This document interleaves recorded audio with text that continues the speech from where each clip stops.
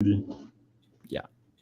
Buonasera a tutti, siamo qui con Lucas Strezzeri per parlare di un argomento che secondo me è molto interessante, ovvero la cultura della cannabis in un paese come l'Afghanistan, che è appunto il tema del suo ultimo libro, Afghanistan, Fortress of Cannabis, che è già uscito, cioè uscirà a breve in formato fisico, in inglese e in francese, mentre uscirà più avanti appunto in formato ebook anche in italiano, portoghese, spagnolo e tedesco. Specifico 2 o 3 cose molto importanti. Innanzitutto la live che ascolterete, se ascoltate in formato podcast o che vedrete se appunto state guardando adesso, sarà tutta in inglese, perché purtroppo Lucas non parla molto italiano, eccetera, e quindi perderemo tutto il... Puoi parlare? Però molto male, molto male. Come vuoi tu. Comunque appunto facciamo allora un po' in inglese e un po' in italiano, però tendenzialmente sarà in inglese, e poi vi ricordo questo è un argomento molto importante che ci tengo a specificare prima di avere qualsiasi tipo di problema. Noi in questo caso non stiamo minimamente promuovendo eccetera cannabis, tutto, ovviamente pensiamo che sia un argomento molto interessante, molto affascinante, però appunto vogliamo raccontare un po' la cultura, anche perché come ci racconterà Lucas è una cultura che si intreccia moltissimo in un paese come l'Afghanistan e che fra l'altro, ecco, ha sicuramente un rapporto un po' particolare con la situazione attuale, e andremo a scoprire anche quello. Detto ciò, good evening, Lucas. Can you present you? Can you show your work? Okay, so my name is Lucas. I'm 37 years old. I'm from France. I started traveling when I was around 20 years old with an overland trip from India to Europe. That brought me to obviously India, Pakistan, Iran, Turkey, Greece, Italy, and France. And that started the desire to travel even more. So I traveled a lot of journey in India, also in Lebanon, also in Morocco, in Syria, before the war. And also I'm a big smoker. I grow since I am 18 years old. I'm interested in making my own hash also sometimes when I have enough. And so I'm always interested in traveling and having some good things to smoke. And in 2018, I decided to go to Afghanistan. My goal was to travel first in Uzbekistan and then, if possible, cross in Afghanistan and, if possible, stay there as much as I could. And which I did, and I took crazy pictures of Afghan cannabis culture that I compiled in a book that is about to be released tomorrow. Hopefully I'll get them tomorrow. And yeah, we can talk about whatever you want, about traveling, about cannabis, about Afghanistan, about Pakistan, Morocco, whatever you want. Let's start to talk about your travels in general. Why you start to travel, and why you choose some place or another one? What bring you in a country or in another? Well, I guess I started, I wanted to travel overland. So India from Europe is quite a nice journey, and a famous journey also, like all the hippies in the 70s, that's the journey they took, either back or back from India or going to India. And so that was the idea. I didn't know so much where I would go, what I would find, or what I would do. But I thought it was a nice trip that was also possible to do from India to Europe. And India was fun, a lot of tourists and stuff.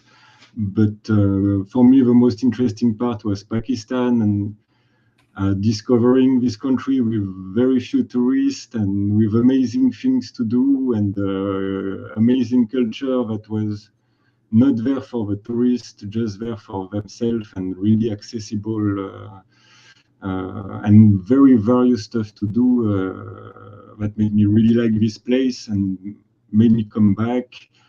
And when you go to Pakistan and you get closer from Peshawar, on the border side with Afghanistan, The next step is obviously to go to Afghanistan, and this has always been very complicated. So I had this interest of this Central Asia, India, and it's all kind of linked together with culture, with the stories of the great invaders and this stuff. So I wanted to see more like the origin, not the origin of India, but there is a lot of things that are in the Indian culture, in Indian religions and stuff that could originate from Central Asia, and that was nice to see. And why you choose to go to Afghanistan? Because honestly, I put Afghanistan in my list of places that I want to see, because I think then it is a hidden treasure. Of course, in this period, it's impossible because there are Taliban, so I think then it's really dangerous. But I know then Afghanistan is amazing. But why you choose to go to Afghanistan? Well, there are some stuff I saw in Pakistan that were really amazing, like also in Iran, the mosque and architecture. This period, I found them really amazing, and let's say Afghanistan is a really big part of it, and you could even go up to Uzbekistan, and I was as much interested in discovering Samarkand than discovering Mazar-e-Sharif. Then there was also the food that is delicious, like Afghan cuisine. I tasted it for the first time in Islamabad, and that was amazing food I ate. You know, they have like Kabuli pulao, which is rice cooked with meat and carrot and dry grapes. Manto, which is some kind of dumplings with stuff with spinach, and it's called ashak, or manto is stuff with meat. Delicious bread. And I ate that food in Berlin, I ate that food in Paris, sometime in Europe. You know, I always love it. You think always, yeah, like, yeah, must be even better in Afghanistan, you know. So that's why I wanted to travel there. Then there was also the hashish culture that I knew it was big. I knew that also it was undocumented because I looked for information and I could not find it. You could find some information on the United Nations drug reports, you know, or stuff like that, which were quite a good resource. But as a consumer, as a guy who know what's happening in the West, also I wanted to find like, okay, is it full of hybrids, or is it the original stuff with large leaves and like you saw with pictures of Vavilov, an old botanist? What is it? What is going on there? Are they doing still the old technique, or have they changed the stuff? Why is it so good? Why? Because in Pakistan, I got some really good Afghan hash, and the best hash I could ever taste was Pakistan, and it was coming from Afghanistan. And so I was wondering, like, what is it about? Like, is it about the plant? Is it about the technique? Is it about the curing process? I wanted to know, and there was not really any information you could find. So I thought, okay, I traveled around. I know to behave. I have my dress, Pakistani dress, which is the same American dress, which I'm wearing, by the way, right now. I have it ready. I can try to go. And honestly, I had no idea when I decided that I would go. I had no idea if first I could get the visa, I could enter the country, I could stay, what I could do. And it was really difficult to find information. So what are the cities that you had seen in Afghanistan, and what is the city that maybe break your heart for more? Break your heart, maybe in positive matter, in positive way, and in maybe bad way. Because I did some research about Afghanistan, and honestly, the cities are really different. But honestly, for the most, are beautiful. Of course, I know then in the past maybe there are more new, but I think then it is a country really fascinating. In particular, I know then in Balkh was born both Zarathustra and both Rumi. Then Yeah. are two of the most mystical figure in the entire history of the world. Yeah, and interestingly, Rumi, for example, is you can read everywhere, that is Turkish, and is like Turkey really take it as its own Rumi, and for the Turkish government and stuff like that, is their own. You cannot tell them. You have a hard time convincing them that he's Afghan or Yeah, Persian, at least. And maybe one interesting thing, in Balkh, you have Rumi school. You have. I didn't understand really if it was the school where he studied or if it was the school where he taught. I think more it was the school where he studied, because I don't think he taught in Afghanistan. I think he taught more in Turkey. yeah, in Turkey, in Konya Uh, especially. yeah, and also one interesting thing is that like people brought me to this place and this is Molana school. Yeah, what is this? And it took me some time, to understand that Rumi, for them, they called him Molana, See, and I didn't know, and so for me, they don't know Rumi. They don't really know the name Rumi. They don't identify him as Rumi, and so for them it was Molana, and I was like, yeah, okay. And after I read Molana and I read some other stuff with Molana Jalaluddin Rumi, and I ended, damn, it's a Rumi school. So I went back there several times afterwards. It was okay. The first time I kind of didn't understand. Second time, and afterwards I understood. And what is interesting is that the structure of school is really decaying. I think right now, I have a picture of it that is not covered, but I think right now they put covered. I saw some recent picture that have covered it because it's really falling apart. And in front of it, you have a sign that says this monument is protected or maintained by the Turkish government. yeah, And in Balkh, you have also the tomb of the first woman poet of Islam, Rabia al-Balkhi. And interestingly, Rumi's school is maintained by the Turkish government, and Rabia al-Balkhi tomb is maintained by the German government. So there is some kind of fighting, I feel, between NGOs or governments. Like, no, I'm keeping this one. No, I'm keeping this one. Like, why would you keep one instead of another one? You have this kind of fighting going on, and that shows how Afghanistan is just a battleground for all these Western nations, even in the yeah, cultural sense. Even in the cultural sense. yeah. So, what is the place that you like more, Balkh? Honestly, so yeah, you asked me first where I went. I went, honestly, I arrived from Uzbekistan. I Uh-huh. crossed the border and I arrived in Mazar-e-Sharif. And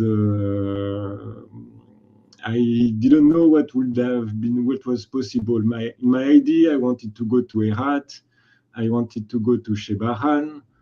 I didn't really want to go to Kabul, to be honest, because following the news, a bomb was exploding in Kabul every week. So I didn't want to be close to something like that, and I was okay with not seeing Kabul. But then I understood that Kabul was the safest place to go by road and the only place to go by plane. So basically, any domestic flight, you would go to Kabul. So if I wanted to go to Herat, I had to fly to Kabul, and from Kabul fly to Herat, which Mazar-e-Sharif from Herat is, I think, 300 kilometers, something like that. And that was really frustrating.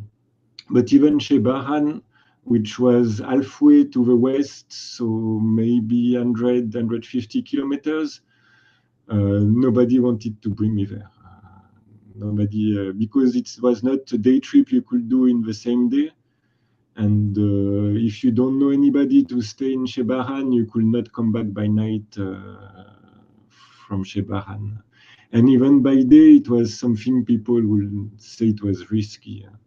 So actually, when I arrived, I asked people, so can I go to Herat? You think it's good I go Herat, me or Herat? Oh no, no, no, Herat. Take a plane, Kabul, Herat.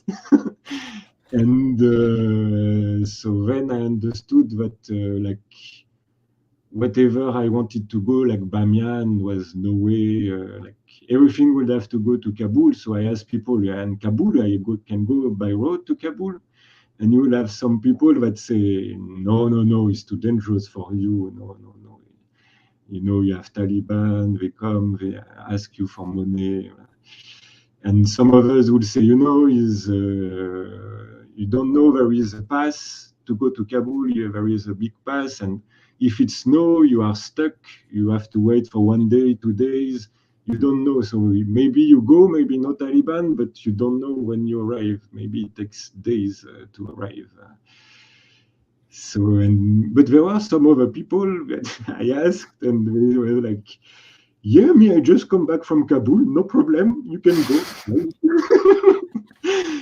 And so you don't know, you know, like maybe 50% they will say, no, you crazy, you fly, you go by plane. And so you don't know what to do, you know, who should I trust, who should I go? And then it was a lot of money still and with a lot of uncertainty. So at some point, I have to make a decision. Like it's either I stay in Mazar-e-Sharif and enjoy as much as I can there, or I spend my money in a plane ticket and I maybe don't see much. So actually, I've only been to day trip from Mazar-e-Sharif. So I've been to Balk, which is 15 kilometers in the west, but really not easy to go. No? It's not something you take a taxi, say, yeah, let's go to Balk. No, people say, no. Especially me not speaking Farsi, Dari. People will say, no, oh, no, too much problem.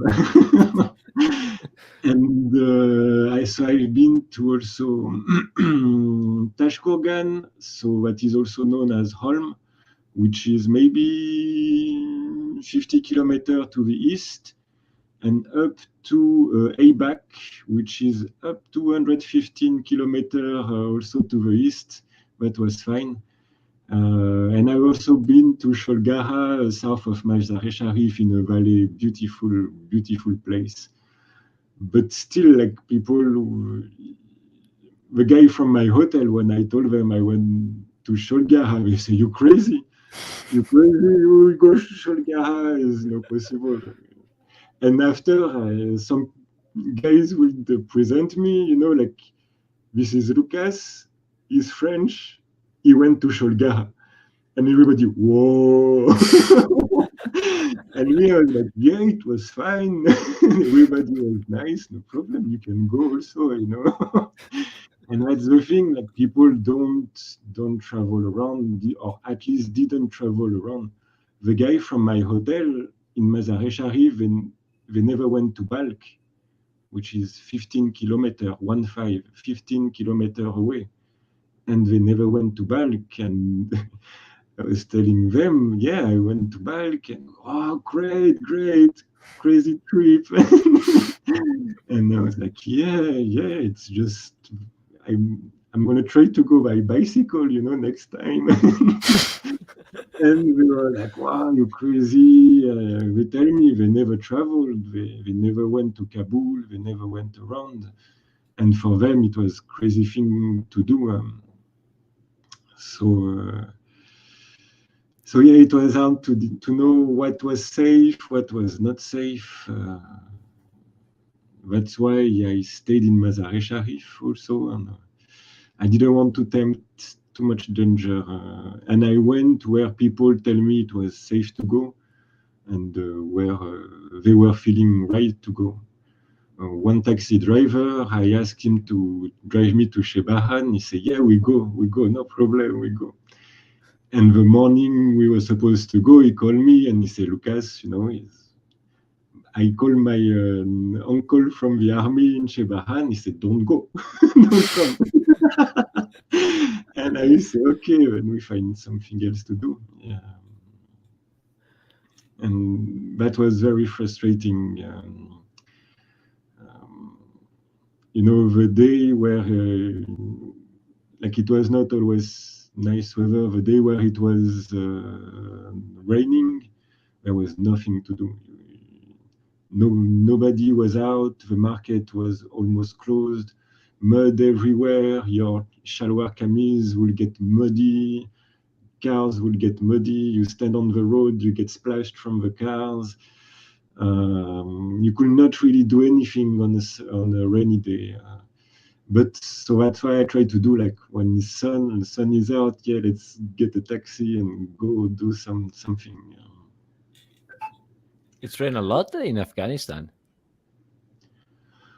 When I was there, I was there from October to December. Honestly, it was very similar weather than we have in Europe. In October, one day the ground was freezing, but in the same time, some sunny day you could be in t-shirt and it was fine. A bit more extreme maybe than what we have in Europe, like can get warmer and colder, but quite similar temperature and similar weather than what we have in autumn in Europe. And now I have a question for you. How are the Afghans? Because in some trips like this, I know then the people of the place in which you go are really important about everything you will do, everything you will think, and everything you can go, as you had said. So how are the Afghan? And maybe you meet, for example, Pashtun or Tajik or maybe Hazara. What is the difference between them? So how are the Afghans? As you said, they are as multiple as European are, maybe, and that's what I try to do in my book. Is I tried not to say, like, okay, Afghan are this way, or this is the Afghan mentality, or this is. I read a lot of book for writing this book, but you read like Afghans are this way or that way. I hope I didn't write something like that in mine, but yeah. Welcoming for sure, honest, frank, direct, no fake stuff. We could say rustic. If you're nice, like always, Afghans are, people say to them, like, if you are nice to them, they are the best friends. If you are bad to them, they are your worst enemy, or something like that. Which I agree, you don't want to mess up with them. They have some pride, but then that still doesn't mean shit. Like, you have some shy people, you have some people that are of completely different personality, and if I would say something that apply to all of them is that I believe they are fucked by the capitalist system the world is driven by. And they are all suffering and really suffering from what the West is kind of inflicted to them, and apart from their internal struggle with minorities and this kind of stuff and extremism. But what I saw was a time where the West was still present and maybe the most powerful and about to leave. And I saw how it impacted the life of millions. And if I have to say, how the Afghan, from what I saw, I would say they are suffering. And from what I hear right now, they are probably even more suffering. So that's what I will say answer this. You stay a lot of time in Mazar-e Sharif, and I know that there is a really beautiful mosque, the Blue Mosque, I think it's called, or something similar. Yeah, But how it is Mazar? Because honestly, there are a lot of cities in Afghanistan, for example, Herat, for example, Kabul. Then, yeah, they are really famous. But probably the one more I don't know if it is the most beautiful city, but of course it is one of the most representative cities of the beauties of Afghanistan is Mazar-e-Sharif. yeah, the mosque is supposedly to be one of the nicest, and it is a massive piece and a massive complex that I went around so many times. At least I try to go around that place every day. And yeah, amazing in the morning, amazing in the evening, on a rainy day. Under the sun, beautiful, beautiful colors, beautiful feelings, beautiful shapes. Yeah. How is Mazar? Mazar is the fourth largest city in the country, and it was really feeling like a small town, small European town, almost like a village. From my hotel rooftop, I could see like, okay, there is the mosque that is the mosque complex that is at the center, but all around you have a bazaar and few buildings and like concrete stuff, but all around it is just flat house, personal house, private houses, and village life is just in the outskirts of the city center. You have butcher shop and stuff with almost alive animals still waiting around it. Farm with horses, chicken. This is just one step away from city center, and the cannabis field just start after it. But you can see that probably there are even some right outside of the city center in inner courtyard or stuff like that. And and you have plants growing in the city center on the sidewalk, maintained, probably not growing wild. You can see plant growing wild in Islamabad, in Pakistan, but what I saw in Afghanistan was probably taken care of. And yeah, honestly, after my first week, I was taking breakfast every morning at the same place, next to my hotel. And at the end of the week, I met the guys giving me the tea in the morning, the milk in the morning. I met him in a completely opposite side of the town, and I was crossing the street, and he was very basical and say hello to me, and I say hey, hello, and we recognize each other, completely apart from in the town, and for them, people already recognize me. after 1 week I'm there, people are already recognizing me. And after 1 week, I was going around the mosques, bazaar, many times, talking with people, asking stuff. So I guess the world, like, if people wanted to do anything bad to me, like, they knew I was in town, they knew I was there, and there was no way to hide anyway. Tak. Now I'm curious about two things, but let's start with this. That is the older one, honestly, about the Afghanistan in general, because now I'm curious about how is living in Afghanistan. Because of course, in this period, it's different between it's different than the period in which you go. But how it is living in Afghanistan? Maybe I don't know. It is something more uh, connect to the ancient time, or maybe it is something really schizophrenic because there are problems, or whatever you had seen. I don't know exactly, because I want to go to Afghanistan one day, inshallah, but I cannot in this moment. Yeah, what I can say is about urban life in Mazar-e-Sharif.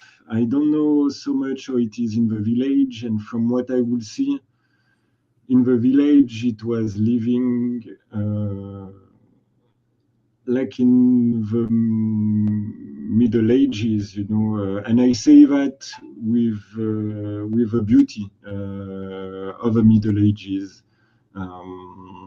There was only solar panel and mobile phone that you could say is happening right now, but not much has changed. The farming life has not changed from what I could see, was really, I had the feeling at some time to travel in a miniature reproduction of an Alpine village of medieval time in Europe that you can see in a museum in Europe. You were, oh, this is how it is an Alpine life in medieval time in Europe. And I thought I was in this kind of miniature reproduction, live, gigantic miniature reproduction of medieval life. In some villages, I really had this feeling, and I was like, wow, wow, wow, how is it possible? Like carved in the mountain, like really same colors as the mountain, like with donkey, with nothing industrial, nothing mechanical. That really impressed me. And that was not fake, that was functional, and that was, I think, at the scale of the country, really impressive. But for the urban life, it was not easy, and the first day I understood that there was things that were not normal, or that I had to be careful about where I go, what I do, what time.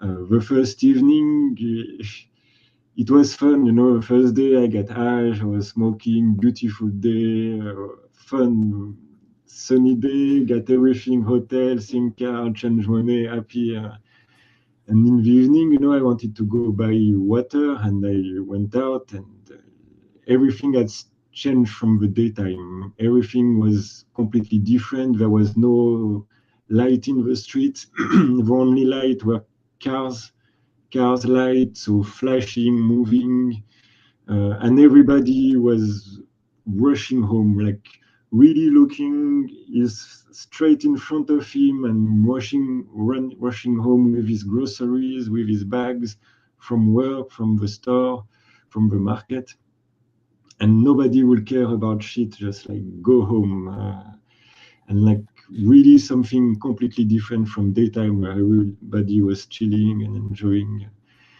And that was like strange sensation, I get a bit paranoid of going to Afghanistan, what you have to be careful about, kidnapping, stuff like that. And in my mind, I thought, okay, if somebody wants to kidnap me right now, nobody will give a shit. Nobody around will even notice anything happening or give a shit. Everybody is just so focused, and they are also scared of something. They want to be home. And after, when it's night, there is nobody in the streets, nobody going out, nobody, just truck drivers and trucks going on the streets. But nobody goes out at night. And there is like a curfew, if we can say, or a lockdown, night lockdown, every day. And everybody tells you don't go out at night. At night is dangerous. You better not go out. And you feel it. And as somebody not from here, you see nobody out, and people telling you not to go out. You say, okay, I don't go out. And then I don't know, like. I was working with some guys, and after I was a bit more relaxed, I knew that I should not be out too much at this time. And the guys say me, it was 6, 7, just before sunset, and say, yeah, you're not scared to walk right now in the street? And I say, no, it's okay. It's 6 p.m. Everybody is nice around us, everybody looks great. Light is beautiful. Honestly, we are good. For me, I don't see danger. And he tells me, yeah, my cousin, they come from Kandahar. They come here to visit. They never go out. They are too scared to come out at this time. And so I told him, like me, here, I see no danger. I see nothing that scares me, that tells me that I should be afraid or that I should be careful. For me, there is nothing scary here right now. But if you tell me that is scary, or that is scary for you, or that you feel that we should not be there, let's go back, that's no problem. But if you ask me if I'm scared, no, no, I'm not. Why should I? It's 6 p.m., it's fun. And that's why, you think like, damn, what's going on around here? And yeah, after 2 months, you see other things that makes you think like, wow, things are not right here. Things are fucked up, and the West is probably has a great responsibility in that. Unfortunately. But now I'm curious about something different, because now we talk a lot about Afghanistan in general, but you say then when you go to Afghanistan, it's like to go to the Middle Age, for example. And now I'm curious because the cannabis culture, I think, then probably had changed a little in this period, as you had said in your article. But I'm really curious about what is the cannabis culture in Afghanistan, because I know, for example, Babako on Instagram. Yeah, this is what I think it is, but of course the people maybe can not understand very well, especially because this plant, as the plant of coffee, for example, as the plant of tea, had a special role, especially for the first time in Muslim world. For example, assassins come from the word hashish, because in the past this kind of killer, then it is also a part of Shia religion, that is a part of Islam, smoke this, for example. But there are also some Sufis then did, and honestly, I think then in a Sufi not Sufi party is strange to see, but celebration. Yeah, Sufi celebration, I think honestly, then this is something that maybe can infuse. Of course, not all the Sufis do it in their gatherings, but maybe in Afghanistan they do it. I don't know. I think, but I don't know. Yeah. So first about Babaku, who is known on Instagram as Baba879. Yeah, what he shows, what he shows on his Instagram feed is really happening. And that was something I was really curious about. You know, I was following his account also before, and I met him, and most of the people I met in the cannabis culture in Afghanistan were through him, and with him, and without him, I think my photo would have been a bit less interesting. He was a really great door opener and introducing me. I would have never known where to go, how to push these doors, or feel even comfortable pushing these doors alone by myself. So yeah, what he shows, and yeah, is really what is happening, and I think there is even more to document, more to show, more technique, more skills, more plans. And it's really sad that this could not be documented. And to come back about the link with medieval times, yeah, the hashish culture has probably not evolved much since, and but not only like I am interested in cannabis culture and cannabis, and but if I had an interest about carrots or melon or even dogs or horses, and I don't know whatever kind of vegetables or plants, people will be as amazed as I was about the cannabis culture and the cannabis plants. They will be as much surprised about the type of carrots, the type of melon, the type of dogs. They had some crazy dogs that I'd never seen in my life. I was like, what is it, a bear or a dog? Wow, fighting dogs, you know, really scary, really scary. And I think, and after, you know, also, I don't know, in French we say Afghan lévriers is a type of dogs. So I know there are some known also, and I think they are known for horses also. So yeah, genetics, things have not been altered by what has been going on anywhere else in the world since medieval time, probably. And I'm sure this is being studied and about to be exploited already somewhere or another, including the cannabis. For sure, there are a lot of research that could be done about plants and animals in Afghanistan, not only about cannabis. Yeah. And then, yeah. No, go. No, I say because I did some research, for example, about the alabai.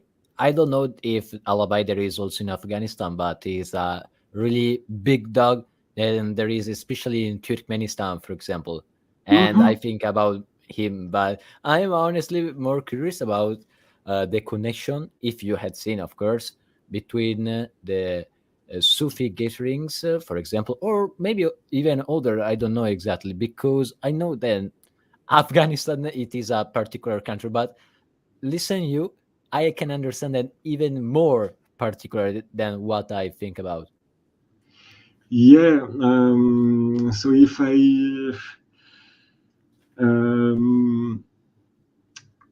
honestly, my first travel, what I started to explain at the beginning, when I ended up in Pakistan at 20 years old, I ended up in Lahore, not knowing much what I should expect about Pakistan. And I think people don't know what they could expect from Pakistan. But when everybody tells me in Lahore, you know, every Thursday there is Sufi night. Sufi night, okay, what the fuck? I just learned what is a Sufi and dervishes, okay. And they bring us to it was 2007, Lahore. There is only one guest house where every travelers go. You are in a guest house where you know that every travelers from the city are in the same guest house as you. And the guy from the guest house, really cool man, organized the trip to the Sufi night in the evening, free, organized a rickshaw, you go together, and blah, blah, blah. And you arrive in a shrine at night, about 8, 9, 10 p.m., and the shrine outside is packed with men sitting on the ground. And there is a little circle, they make a little circle, empty circle. And the place is packed with candles, crazy lights, and full men, maybe 100, 200 guys on the ground. And everybody kind of out of their mind, like joint passing around and stuff. There was some little spot reserved for the tourists where we left the women go because there was just enough room for them to be a bit protected from these guys that were completely out of their mind. And we ended up like in the crowd, just enough space for my feet, among people, and no place to sit, and just one guy like pulling me down, sitting me on his legs, sitting, and okay, let's sit down there, everybody, where. And you had drummers, like 3 drummers, like playing drum, like crazy rhythm, like like non-stop, something crazy, but really loud. And when they would stop, everybody was like, whoa, whoa, not clapping, like just screaming like crazy. And the guys starting to pass joints, but I like to smoke, so yeah, give me, I take, I smoke, I pass, okay. And then they came up with an apple with like 5 holes in it and 5 joints in the holes, and they put that in your face and you blow it, and the 5 joints like just light up, and everybody, wow. Crazy night. I didn't expect that. I didn't know what to expect. I smoked so much, and people were like out of their mind. At some point, like it was just drums, and then the dancer arrived. So what people know usually about Sufi, or what they say in Turkish, dervish. In Turkey is always fancy stuff for tourists, people turning around like nice music. But Pakistan is just completely different. Like the guys they have betel nuts, like chewing tobacco, bang. They also drink bang before, so mixed cannabis powder with water and a bit of oil, they just drink bowls of it. So the guys are dressed in red with betel nut juice coming out of their mouth or bang, completely stoned and spinning on themselves, but like something you have never seen, something that is not humanly possible. And everybody like cheering them, and these guys it was really organized. Like you could still see that it was only certain kind of people that would be spinning, and anybody who was too stoned and wanting to go spin with them, they will be beaten out with a stick and kicked out and stuff. So it was really controlled. There was some kind of organization, some kind of sequences also. But everything was just really mad. And I got really stoned. All the tourists left because for 3 hours you have the drummers, and you have and it's unbearable. Like when you're not used to it, is really. I'm used to sound system party and stuff like that. So I like the noise and I like the rhythm and stuff. So I could stand it, and I stayed. All the tourists, they left, and I was the only tourist left there. And after the drums stop and other instruments come up, and then I was lost. Then I didn't know what if they were going out, coming in. I really was lost in what was happening. Some guys were playing bagpipe, and I thought, damn, Pakistan playing bagpipe with these drums. Really unexpected, and around 4 a.m. I really had to go back home to the hotel because I could not anymore. And I was there for less than a week in Pakistan, and alone 4 a.m. outside of this mess where everybody was like super stoned, and there was just a rickshaw waiting for people, and I told him the address of the hotel and drove me back. And I came back to the hotel and slept, and the morning I woke up and I said, what the fuck, what was happening yesterday? And I understood that this was happening every Thursday night. So I said, damn, I'm staying one more week here. I had planned to cross Pakistan in 1 week and hurry up to go to Iran and stuff, but no, I'm staying one more week, and I want to see this again before I continue. And I saw that again, took more time, and talk to people. And that blew my mind, and I was like, I understood this was some kind of brotherhood, and it was some kind of special branch of Islam, and they were mystics, and then people tell me about the stories and how to explain to me their philosophy and stuff like that, you know. Mm-hmm. And I don't know, maybe people wonder, like, what the fuck is this people? Like, how is it linked to Islam, and how is it linked to religion, and what is in Islam mystic? And I think one person told me the story. I don't know if it's linked with Rumi, or I don't know. I think I saw this story passing around also. But one guy explained to me a bit what is Sufi. He said, like, so you had this Sufi that walk to Mecca thousands of kilometers, and he arrives in Mecca, and he sits down and put his feet in front of Kaaba, and people come to him and say, wow, you're not ashamed, you putting your feet in front of a Kaaba is such disrespect, and blah, blah, blah. And the Sufi answered to him, like, but just tell me where there is no God, where God is not around me, like God is everywhere, where should I put my feet, you know? And that's the kind of philosophy, you know, maybe to understand, like, okay, they see Islam, they still follow Islam in their way of thinking, you know, but they have different ritual and different way to worship God. And there are also different kind of sect of Sufism, from the most orthodox, like Rumi.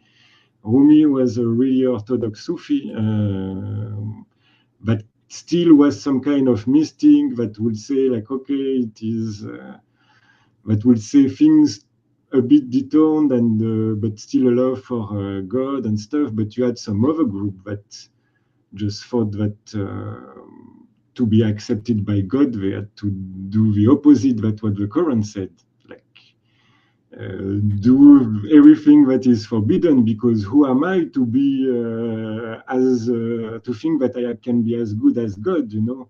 I'm just a human. I can never be as good as God, so I must show to God that I am so pitiful and so bad, and so He can accept me. Like, different ways and different practices that can be totally opposite. And I thought that was really interesting. Read more about it. Traveled to more Sufi shrines in Pakistan also. Lahore is the easy place to go. it's easy to go, it's fun to go. This is easy to access. What I'm just explaining you right now, this Sufi night, is really easy to access, open to tourists. Right now, I think it's a bit different and in a different place. And last time I was in 2011, they didn't accept people smoking around anymore, but you could still go in one corner and people were smoking a lot still. You had traveled for a lot of countries that are similar about the culture of about cannabis. What is the main difference between, for example, Afghanistan and Pakistan, or maybe even Morocco, Lebanon, Iran? Because I know that everybody of this country have a particular relationship with this. For example, I know that in Morocco, uh, there are a certain kind of Sufi that it's called Gnawa. It's not exactly a kind of Sufi, honestly, but it's a kind of music extremely spiritual because they in the past used to connect to the spirits even when there is Islam. In fact, Morocco is one of the places in the world in which they see a lot of jinn. Only in Egypt and in Morocco there are a lot of scene of jinn, and jinn are like spirits in Muslim world. So what is the difference, for example, in your experience between for this three country, or maybe even one more, for example, Morocco, Afghanistan, Pakistan, or even in India? What is the difference between what you like and the relationship with cannabis culture? Morocco, I don't know so much about the link with the culture and about the Sufi. I'm not so much aware about the Gnawa. When I was there, I was looking for some Sufi stuff, and what I find was shrines that were called Moulay. Mulay. Yeah, and that was really interesting places also. I don't know if there is any link with cannabis really, but yeah, links with genes, with spells, with wishes, definitely. Then about cannabis in Pakistan, in Afghanistan, and other place in the world.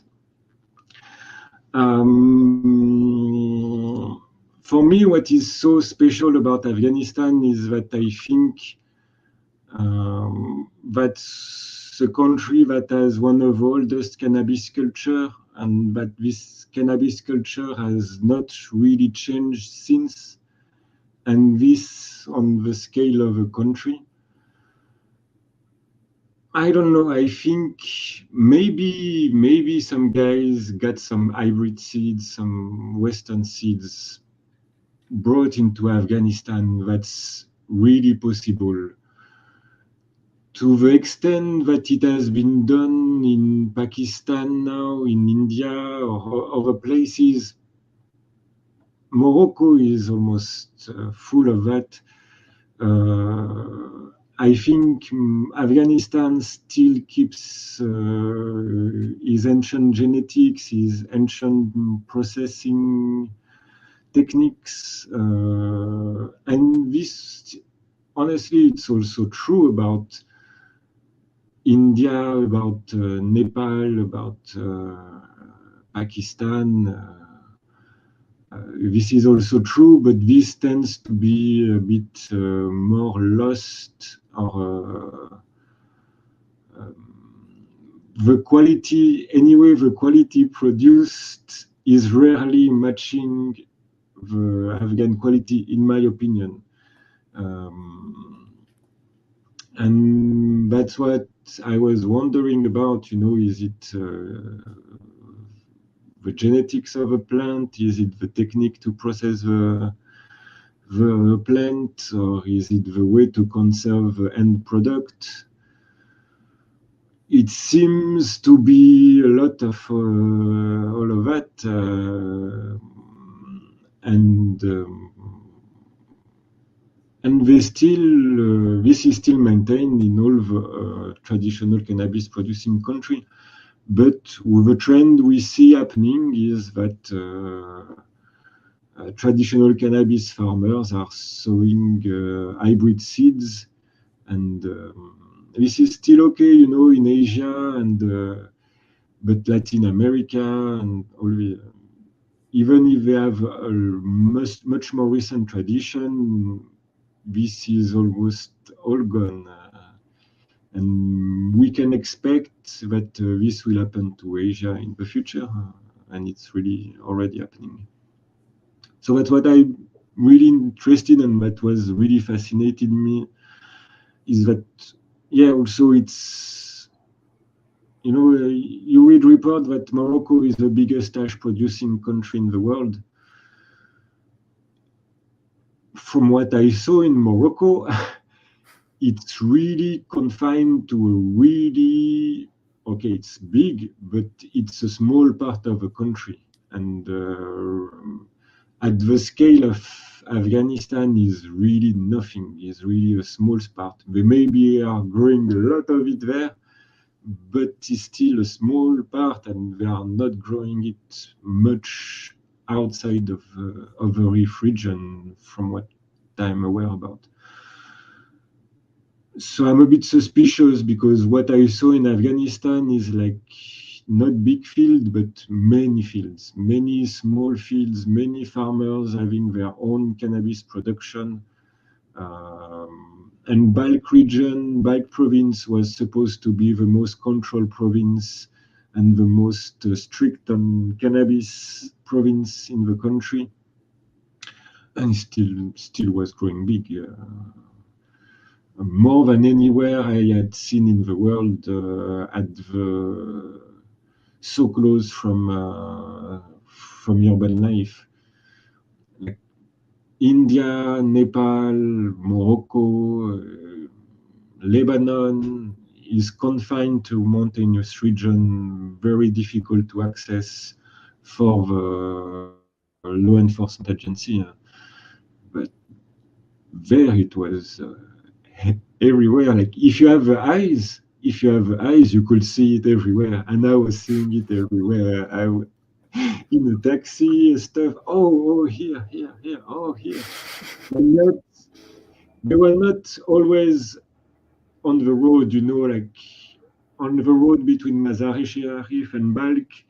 From what I had read, it was like really on the road, but it was no more like that in 2018. But 100 meters from the road, you could spot the cannabis plant growing next to the cotton. And then other part, like in Sholgara, it was, on the side of the road, huge stuff growing. And I didn't see really big fields. The biggest fields I saw was maybe 10 meter by 5 meter, which is quite decent, which was quite a lot.